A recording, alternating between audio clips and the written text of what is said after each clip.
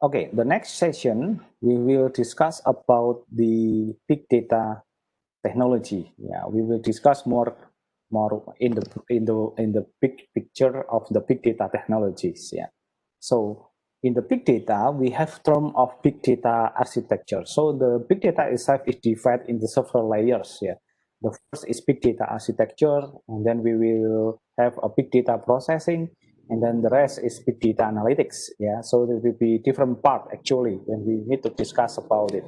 So before we go to the big data analytics, yeah, we need to know about the big data architecture. What definition of big data architecture? As architecture layers, of course, this component, the combination of the technology that run on the big data is like the combination of the spare part or the of the component, the engine in the car. So we have a fuel engine, we have a radiator, we have brake engine, we have, if I use NOS, you use NOS, and the carbon dioxide pipeline, and so on and so on, and handling the brake and so on, so electricity and so on. So that's like that one.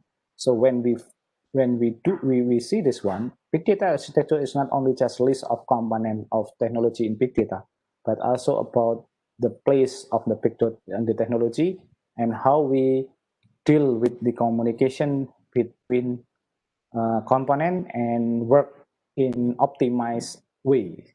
That's the big data architecture. In the big data architecture, at least we have a three room or three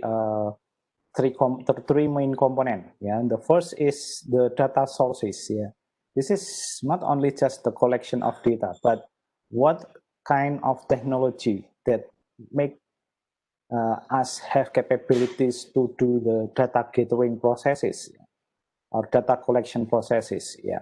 In here we have three type of the technology, which is big data itself, big data gathering, yeah, and then traditional enterprise data, and then the cloud application. So when we want to collect the data from the big data, we can do the three way of this. Yeah.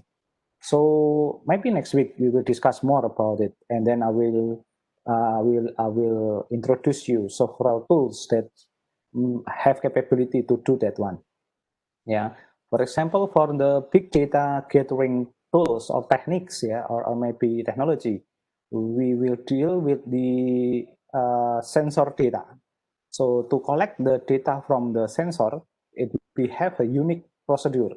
We need to have a very specialized tools.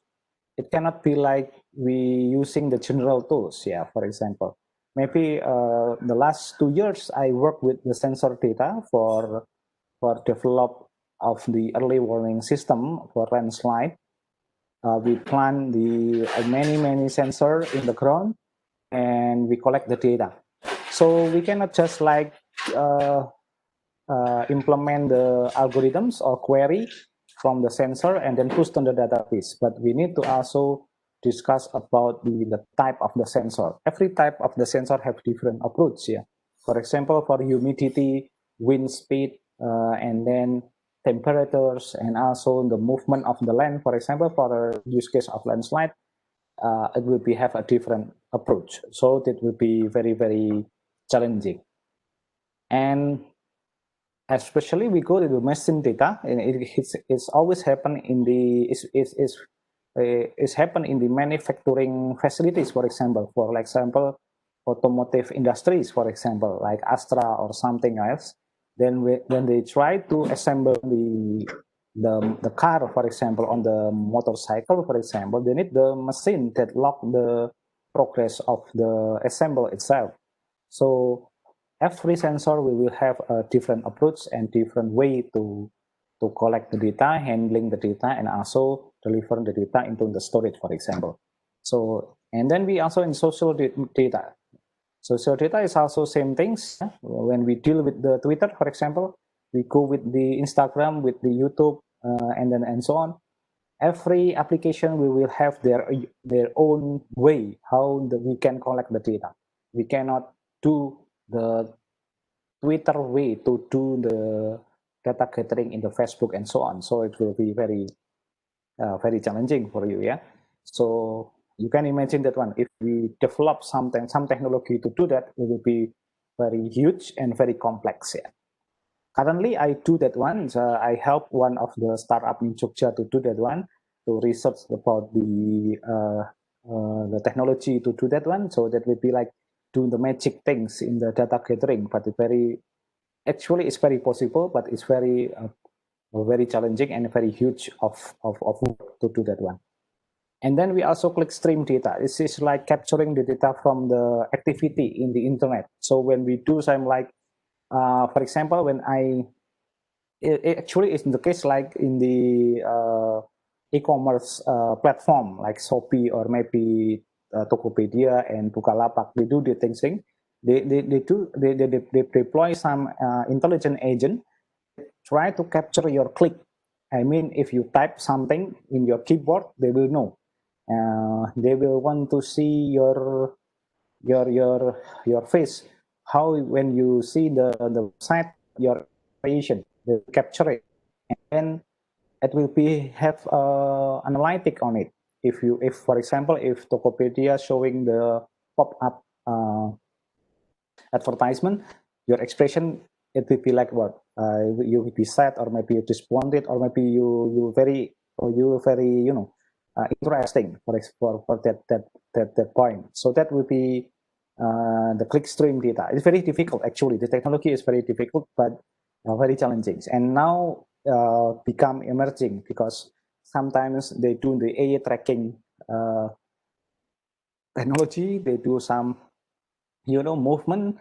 And now for COVID-19, they do some detection for mass, detection of temperature, and so on. So that will be very interesting. And then also the internet data. So this is the people that work in the data center. We have these things, yeah, image and video. So yeah, we do the image analysis and from CCTV, from maybe A-Tilang that now implemented in several cities in Indonesia, and also the enterprise contents. Yeah. So in here, in the slide, you can see the word scoop. We will discuss later. This is the technology that in the big data that deal with the big data technique for collecting data from unstructured data from the big data. And the second is about the traditional enterprise data. It came from the enterprise application. Actually, every enterprise have their own databases. Like UGM, we have a lot of databases. I think not only CMaster in one single database, but maybe like academic databases, financial, human resource, and so on. So we will do like ETL things to collect the data because we cannot just import the data from there, because if you do that one, the main information system will be interrupted with our process. So it's very high risk to do that one. So the possible is we do the ETL things. Yeah, maybe you know the ETL from the data mining course before, and yeah, it's same things actually, but in the huge way. Yeah. Last year I have one project with one of the oil and gas company in Indonesia. We do the ETL things from more than 100 information system that they have their own databases, and we do the ETLs for each of the system, and then we inject to the our data warehouse, and then we do the analytics. So that's how it works. Yeah, so it's very huge, and it will be consume a lot of computation, power computation, and then we need the algorithm to optimize that one. So that will be our contribution, or very significant place for computer science to do that one, because we need sometimes like load balancing, we need catching, we need to pick up, and then we need to also spirit the distribution of the data and so on. And then the last is the cloud application. This is many now today increasing number of cloud application, like a cloud application for collecting the symptom of the COVID-19, for example, your location that now you activity, and so on. So from the cloud application, we can collaborate with the architecture of service oriented architecture, and then we can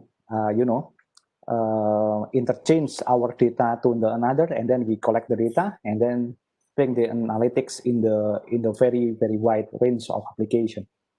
Actually, all this source of data will be saved, stored in the data warehouse. So in big data, there is no databases actually. We call the facility to save the data, to store the data is minimum, or the baseline technology is data warehouses. So yeah, we call the data warehouse. In the data warehouse, we will choose, or maybe we will recommend the technology that already use the technology of the warehouse. Yeah. For example, like in the Amazon, you know about Amazon Redshift, for example. And then we also have the SAP HANA. And then we also have the, for example, like HBase. And then we also have another MongoDB and so on. So there will be data warehouses. Even like Oracle also have the version of Oracle data warehouse services. So that we can be used for that. For the open sources, we already know about the PostgreSQL, so they do the same thing, the data warehouse software or storage software for support the need of the storing for big data. So actually, the heart of the complexity of the big data architecture is in here, between the data warehouse facilities and then the engine. So in this in the level up of this second component, we will see, let's say, like HDFS, yeah, Hadoop distributed file system, and then we have two main components. This is like file system, maybe close with the like operating system, but actually it's file system. So this is like distributed, well-defined file system that inside of Hadoop distributed file system, we will have a MapReduce and so on. So this is like platform. Yeah, this is like platform. If you go to the lab, our lab in Lab SKJ, we also do have same thing. We have also the HDFS our own, that we call it the Gamma Box operating system. If you know it, it's mean the place of Gamma Box operating system actually same with the Hadoop distributed file system. If you like to have the thesis for you, I invite you, if you want to continue the research and join with me to develop more about. We have, and then we have a lot of algorithm actually here. This is like algorithm that can be implemented and work on top of the HDFS. Yeah.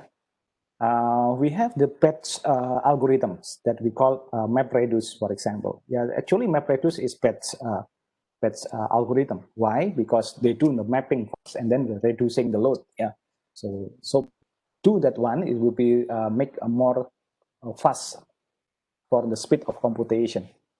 We also have TESS. TESS is one of the algorithm also in the big data that do same thing for the batch. Yeah. And then for for algorithm to control and then to manage the facility of data warehouse in big data is Hive. Yeah. And then we also have the SQL algorithms to implement the SQL way. You can do Spark, Drill, Impala, and then from the stream process we can do the Storm, and then we also have the database NoSQL that we call HBase, and the search we can do the Solr and Hang. We also have the Elasticsearch and so on. So that would be have a lot of algorithm. So that is just the landscape of this the tools algorithm is very huge. A lot of solution that released based on the open source project or proprietary. And the problem is how we can choose the right tools to establishing the service of big data computational. So that will be our challenge. So I will, for our discussion, we will explain about how the batch, the stream search works, not how to use the MapReduce, but we will learn about it. So hopefully in the future, one of you will be a researcher that can be produce one of the new algorithm. So you can name it by yourself, for example. For example, maybe Hilda batch processing, for example, and so on. So there can be maybe like Jevon search algorithm, for example. It can be same things, yeah. So that's why we have also Flom and Kafka. This is for like the process handling too. So this will be in the technology architecture in the second layer that we call it the big data process actually, yeah. And the last component is the big data architecture is in the reporting and the visualization, and then the analytic. Actually, we call it the visualization and analytics component. It consists of the feature to do the real-time decision management, like dashboard. Yeah, we know about the dashboard. Dashboard not only just like one page that came up with a lot of number, but actually dashboard is the concept to deliver the real-time information, giving alert, and also giving the assumption or scorecards. It's mean like giving some number or score for the same condition. For example, if you have the dashboard, sometimes we will have a color that reflects some condition. So that's when the scorecard is like, how is the scorecard work? It's like that, yeah. And then we do some reporting too. So that's why we have a reporting facilities inside there. And then we also have the data discovery and self-serve research. So in this component, you can go through to the data and then see what kind of how we can combine. Maybe you know about the tools like Tableau, Power BI, Google Dataset. It is like data discovery tools, self-serve research, yeah. And then we can also develop a predictive analytics, statistical analytics using R, for example, text analytics, data mining on it. Most of you in the computer science work with this one, yeah. Try to predict the category of the data using some algorithm, for example. It's just like that one, yeah. So that's the things, yeah. I do this same thing for the statistical analytic for today for my social project in the COVID-19. So yeah, still work now. Maybe one of you still want to join, please don't say, call me, and then we can do the same thing. So that will be very interesting. So this is the big data architecture. So when we see this one, actually, yes, this is our discussion before mid-sem about the big data architecture. So Eddie Wibowo will be more deep in data analytics things. So that will be interesting, yeah.